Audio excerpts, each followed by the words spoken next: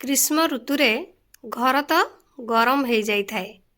आपण मैंने चलतु आज वीडियो माध्यम किसी एमती टिप्स जानवे जहाँ को कि आपण मैंने जदि घरे अप्लाई करती ताहले आपण को आउ एसी कि कूलर कौन सी किसी भी आवश्यकता हेनी। ता सहित आपणकर घर पूरा ठंडा लगे। ताहले चलतु वीडियो आरंभ करबा। आपण समस्त मो तरफ नमस्कार। आशा करुँची आपण मैंने समस्ते भलरे थिबे, मु भी भलरे अच्छी। चलतु वीडियो आरंभ करबा।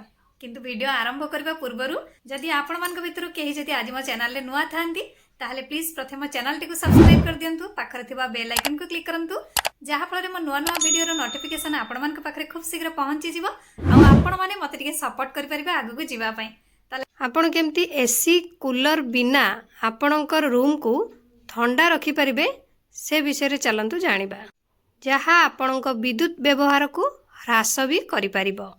जेतेबेले आपण बाहर प्रबल उत्तापरु घर भितर को प्रवेश करती सेतेबेले आपण प्रथमे एसी नहले कूलर नहले फैन को ऑन करती, जहाँ द्वारा शरीर आपणकर आराम पाई थाए एवं राति रे सोइबा पई रूम मध्य ठंडा हो जाई थाए। किंतु एही सब जिनिस विद्युत मूल्य वृद्धि करि थाए। एही कारणरू मास शेष रे पॉकेट रे विद्युत बिल भरी हो जाए। एपरी परिस्थिति रे आपण को किछि टिप्स आपणया पे पड़िबो, जहाँ द्वारा आपणकर विद्युत व्यवहार ह्रास हबो। ता सहित आपणकर एसी कूलर बिना घर आपणकर ठंडा रहिबो। ताले चलंतु जानिबा कोन सहज उपाय अछि।